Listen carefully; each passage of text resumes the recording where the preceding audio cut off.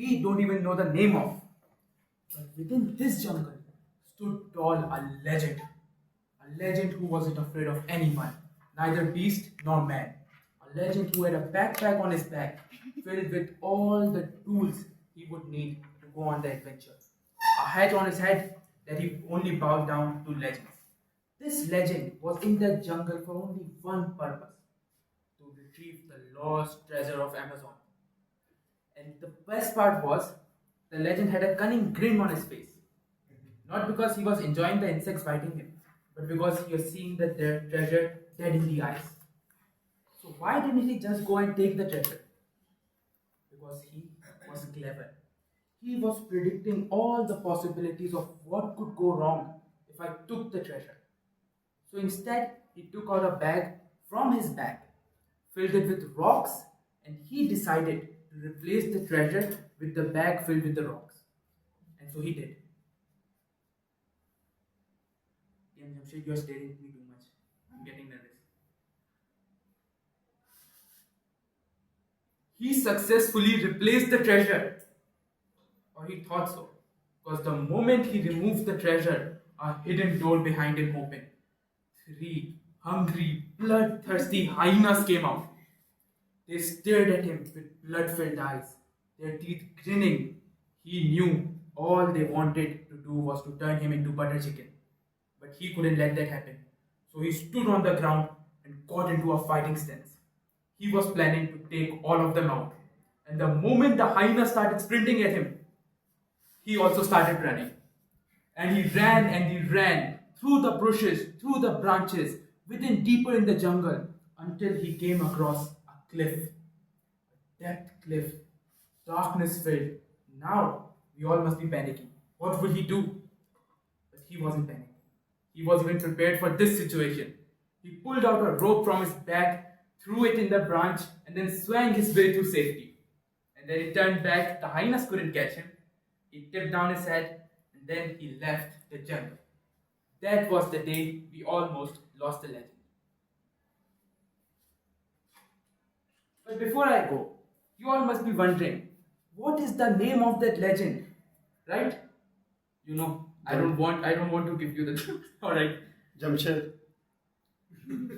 That's a good answer. But no, his name wasn't Jamshed. His name was Abir Ubaid. By judging the look on your faces, I don't think any of you believe my story. Do you?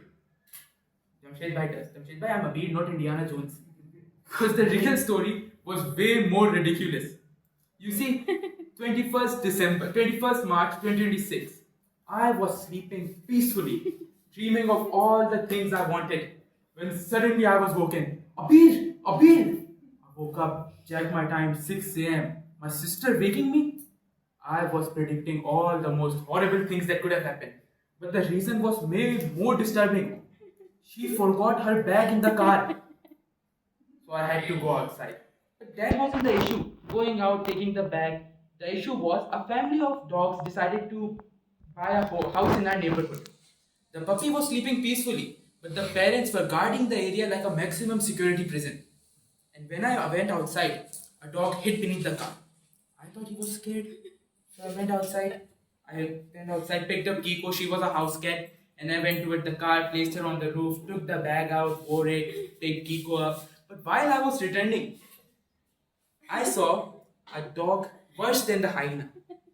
Approximately taller than me, bigger than the car itself. And I'm not even exaggerating. And he was staring me dead in the eyes. So what I did was, I placed Kiko in the bushes beside me so she could go hide. And the dog that was hiding beneath the car felt like he was missing the party, so he decided to join as well. And that moment I remembered a quote that fear has two meanings: forget everything and run, or face everything and rise. And so I did. I stood my ground, ready to fight them.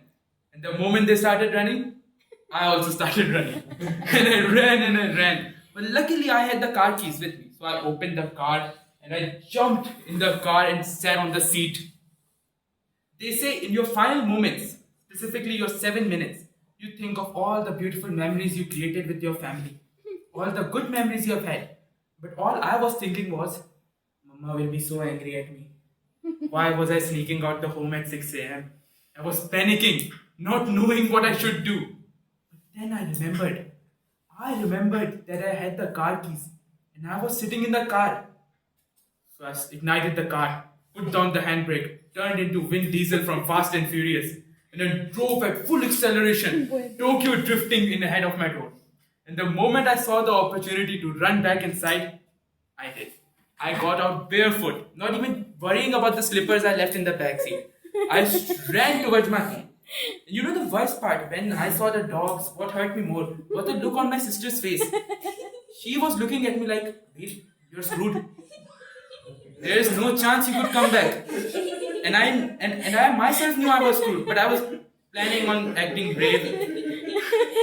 But when I got back home, my sisters were crying. That was a sight I saw for the first time. I didn't know how to react. It was awkward. And then dad came down as well and he got into the car, left for office. Well, that was the day we almost lost the legend. Dear Moni.